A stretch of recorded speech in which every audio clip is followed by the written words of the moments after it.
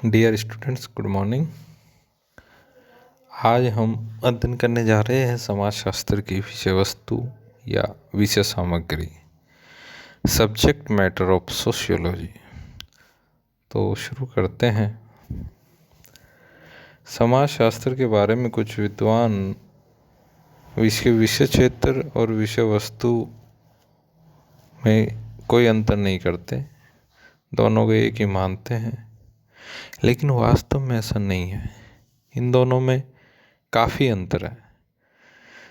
विषय क्षेत्र से मतलब होता है कि वे समस्त सीमाएं जहाँ तक, यानी कि वह समस्त सीमा जहाँ तक किसी भी विषय का अध्ययन अधिक से अधिक किया जा सकता है। और विषय वस्तु से मतलब है कि वे निश्चित बातें या विषय है जिनका अध्ययन एक विज्ञान के अंतर्गत किया जाता है। किसी विषय का क्षेत्र अनुमानित परिधि को,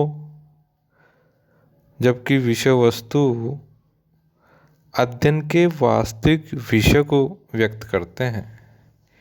यानी कि एक तो करता है उसकी परिधि, एरिया को, और दूसरा करता है वास्तविक विषय कौन कौन से होंगे उसमें।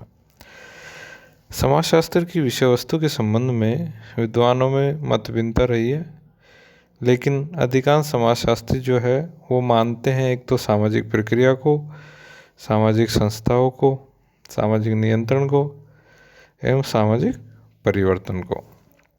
इनको मानते हैं विषय वस्तु में। तो इसी प्रकार अब अपन जान रहे हैं इंकल्स के विचार। इंकल्स जो है उन्होंने समाजशास्त्र की विषय वस्तु के निर्धारण के 3 पथ बताए, 3 रास्ते बताए एक तरीके से। तो पहला पथ है ऐतिहासिक पथ, दूसरा है आनुभविक पथ, और तीसरा है विश्लेषणात्मक पथ। इन 3 में से प्रत्येक पथ समाजशास्त्र की विषय वस्तु को जानने में कुछ न कुछ योगदान देता है।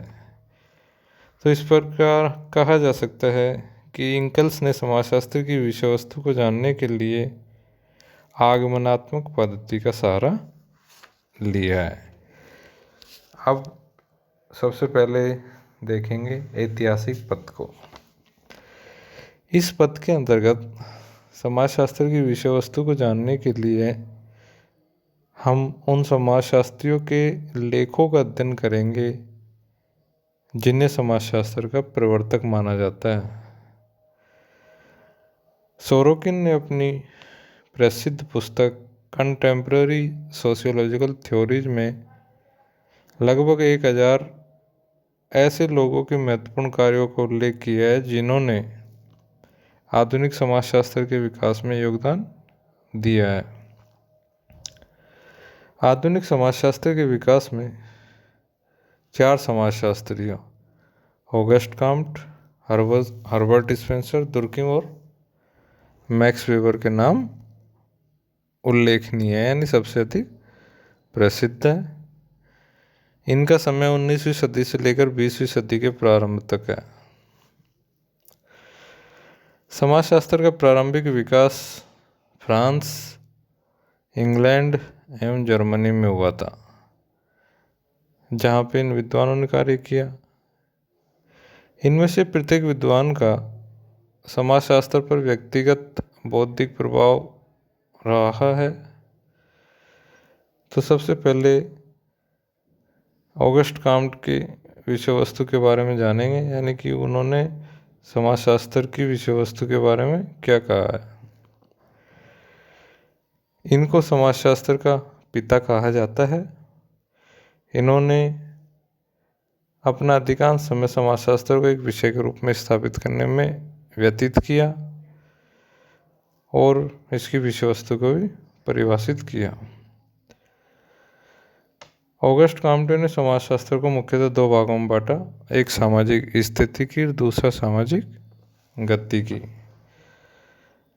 सामाजिक स्थितिकी के अंतर्गत ऑगस्ट कॉम्ट समाज की संस्थाओं, जैसे आर्थिक संस्था, परिवार एवं राज्य आदि के अध्ययन को सम्मिलित करते हैं।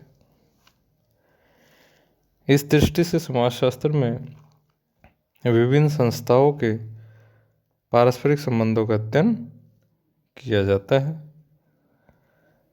इनका मानना था कि समाज के अंगों को अलग से नहीं समझा जा सकता, क्योंकि उनका कोई स्वतंत्र अस्तित्व नहीं होता है, बल्कि उन्हें तो एक दूसरे के संबंध में ही देखा जाना चाहिए।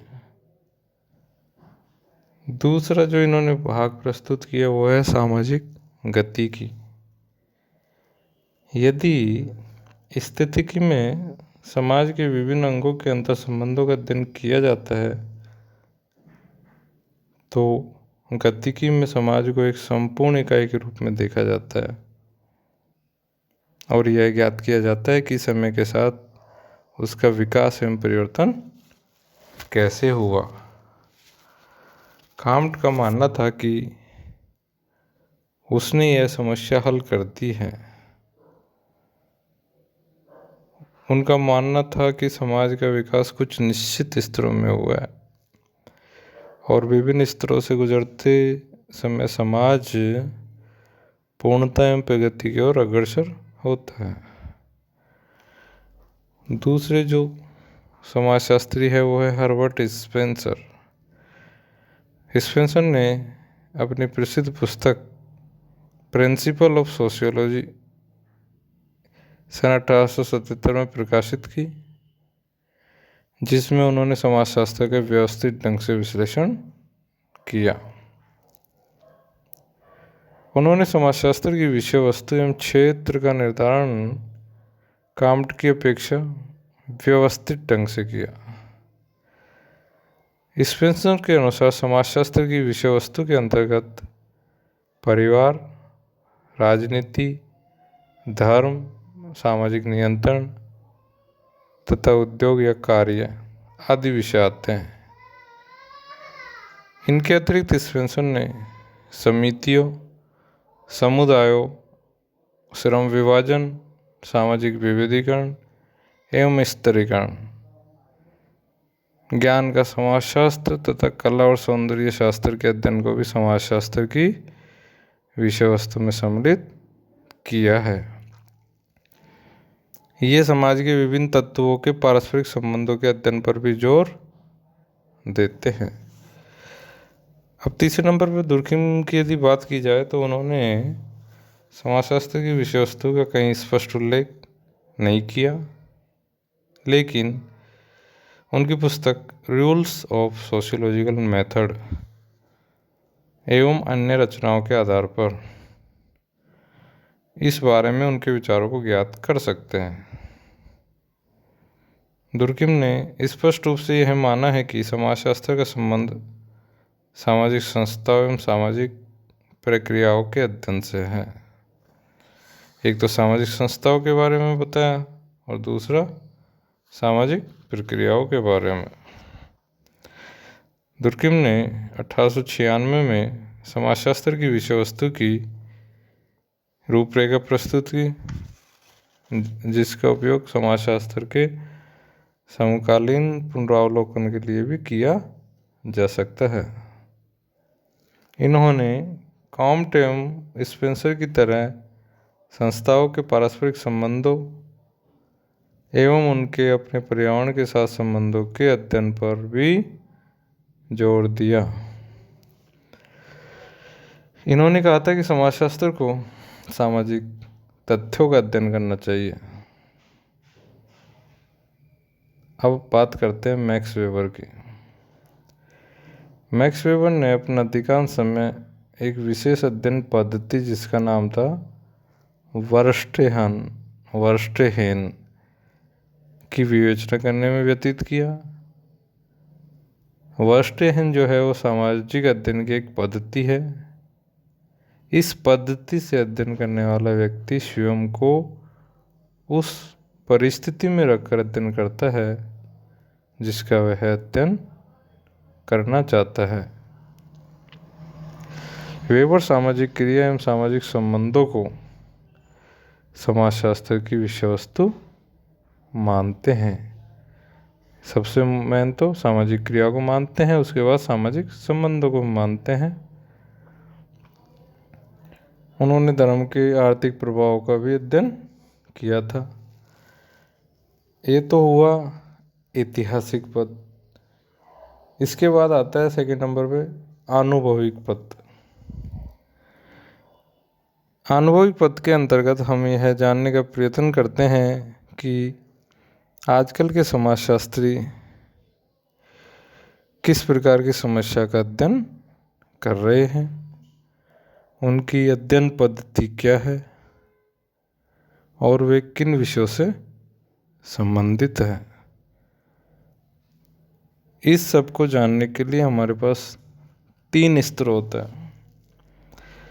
पहला है समाजशास्त्र की विभिन्न पुस्तकों में दी गई विषय सूची को ज्ञात करना।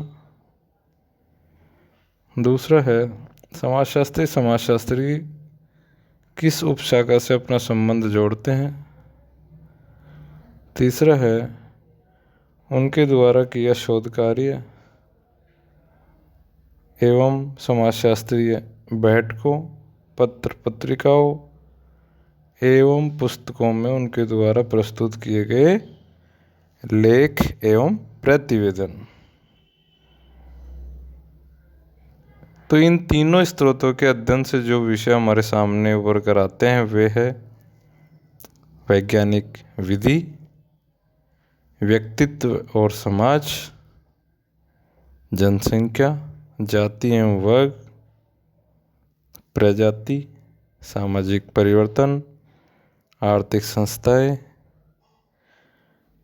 परिवार, शिक्षा एवं धर्म आदि। तीसरा जो है वो है विश्लेषणात्मक पद। अभी अब बात की थी आनुभविक पद की और इसके बाद लास्ट का था विश्लेषणात्मक पद। तो विश्लेषणात्मक पद के संदर्भ में यदि कहा जाए तो